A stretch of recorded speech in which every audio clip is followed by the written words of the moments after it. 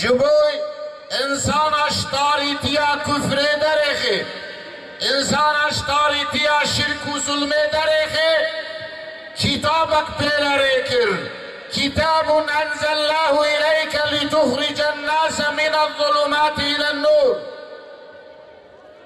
یا رسول من کتابک مشتره کر اب قرآن کتابک اوسایا جبونی انسانا تشتاریتی درخه وانا ہدایت بکے بل روحنائی و با نورے ویا اب کتاب جبونی تعیباد خدا جتاریتی درخه جظلمات درخه جشرک درخه جزلت درخه و آزاد بکے و روحنی بکے قلب و سرے و بنور بکے اب کتاب مشترے کر جبوی وکاسی پیغمبر خدا صلی اللہ علیہ وسلم اوه قرآن پیروز قلب و سر انسان روحنی کریا نور دایا قلب و سریا ایکل دورا وی پیغمبری جلیا ایکو گوه خدا وی قرآن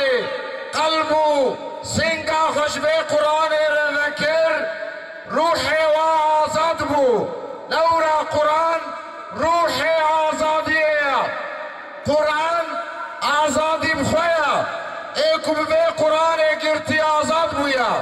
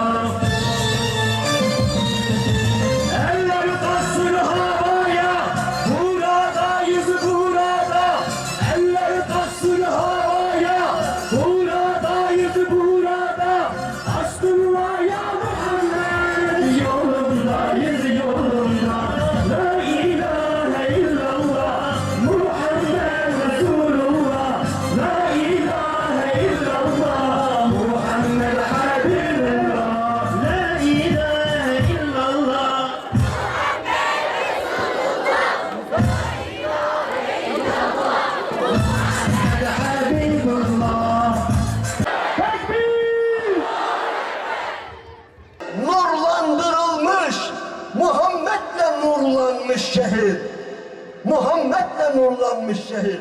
Onun için gelin biz de bu şehri Muhammed Aleyhisselam'ın nuruyla nurlandıralım.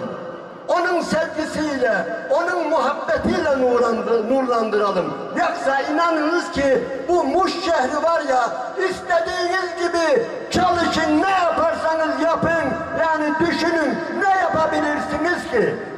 Neyinizle meşhur olabilirsiniz? Ovanızla mı meşhur olacaksınız? Ekinlerinizle mi meşgul olacaksınız? Hayvancılığınızla mı meşhur olacaksınız? Sporunuzla, artistinizle neyle meşhur olacaksınız? Bir tek meşhur olma yolu.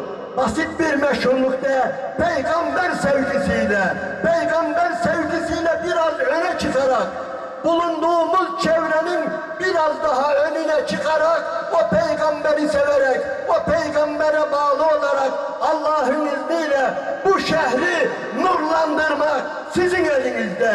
O o peygamberi iyi anladıkça, yaklaştıkça Allah sizi nurlandıracaktır. Allah sizi iki cihanda aziz edecektir.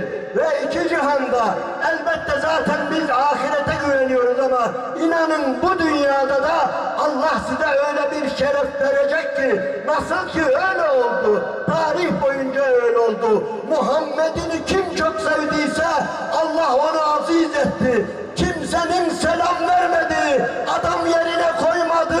Bilal Kabe'nin tepesine çıktı. Bu böyle basit bir olay değil ha. İyi dikkat edin. Allah Hazreti Bilal'i, o köleyi, o siyah köleyi Kabe'nin damına çıkıp ezan okuma şerefini ona lütfeyledi. Niye? O peygamberi biraz daha fazla seviyordu. بل أحياء ولكن لا تشعرون. Bu kadar şehit yetiştiren bu ümmet zilleti kabul edecek mi sanıyorsunuz? Bu şehitler ölü mü sanıyorsunuz? Şehitlerimiz yaşıyor. Allahu Teala'nın dediği gibi Allah yolunda öldürülenleri ölü sanmayın.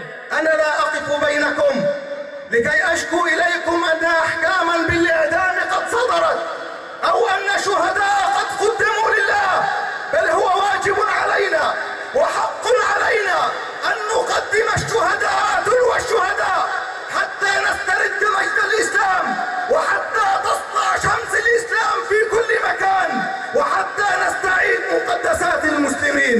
Değerli Müslümanlar, ben buraya Mısır'daki Müslümanların çektikleri sıkıntıyı anlatmak için gelmedim. Verdiğimiz şehitleri size şikayet etmek için gelmedim. Bu bizim zaten görevimiz. Bunları zaten vermemiz gerekiyor. Bu boynumuzun borcu zaten. Tekbir! Tekbir! تحية لكم يا أحفاد الشهيد سعيد البلوي، تحية لكم يا أحفاد صلاح الدين الأيوبي، تحية لكم يا رجال الإسلام. دمتم بخير، دمتم بخير، دمتم بخير، والسلام عليكم ورحمة الله وبركاته. Ey Selahaddin Eyyubi'nin torunları, ey Şehit Şeyh Said Pahlevi'nin torunları, hepinize selam olsun. Hayırla kalın, hayırla kalın. Tekbir! Tekbir!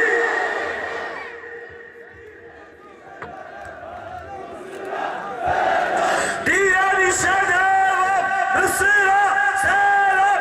Direnişe devam!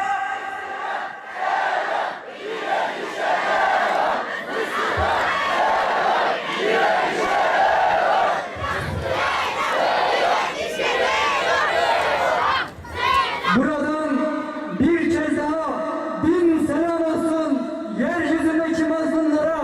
سلامت بدن خوشیما یا ربی فرهی کشتن قاسی مرشانی ما بده یا رب العالمین